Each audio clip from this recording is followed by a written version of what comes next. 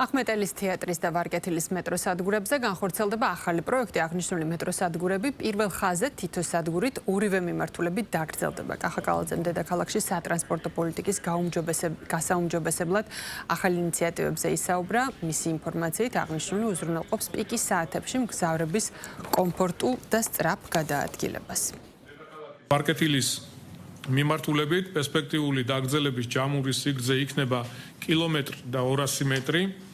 ახალი მეტროს სადგური დილის პიკის საათში მიიზიდავს 4500 მგზავრს, მაგალითისთვის ჰუალინგის ვარკეთილის მიმართულებით დღიური მინიმალური მზარდნაკადია 66,000 ადამიანი, რომელთა ნაწილი შეძლებს გადანაწილდეს და გამოიყენოს ახალი მეტროს სადგური. სადგურის დამატებით ასევე შემცირდება საზოგადოებრივ ტრანსპორტში დახარჯული ჯამური მგზავრობის დროც დაახლოებით 576 საათზე არის საუბარი, რაც ქსელის განტვირთვის დამატებითი შესაძლებლობა. რაც შეეხება გლდანის მიმართულებას, აქ პერსპექტიული ხაზი დაგრძელდება კილომეტრი და 100 მეტრით.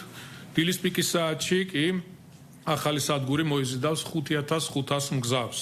უკვე ჩატარებული კვლევების მონაცემებით ახმეტელის თეატრის მიმდებარედ გადამსვლელ მგზავრთა რაოდენობა დილის პიკის საათში შემცირდება 4460 მგზავრით, ხოლო ზოგადად გლდანის რაიონიდან მგზავრთნაკადი 11000-ით მოიმატებს. მეტროს ბოლო სადგურები ძალიან დატვირთული არის, ახმეტელის და ვარკეთილის სადგურები. აქედან გამომდინარე თითო სადგურების დამატება საშუალებას მოგცემს როგორც გამტვირთოთ არსებული ბოლო სადგურები, ასე ვთქვათ, და დამატებით იმ მოსახლეობას, დასახლებებს ხელმისაწვდომობა გაუზარდოთ მეტროსთან. შესაბამისად ეს უფრო კომფორტულს მგზავრობის დროს შეამცირებს.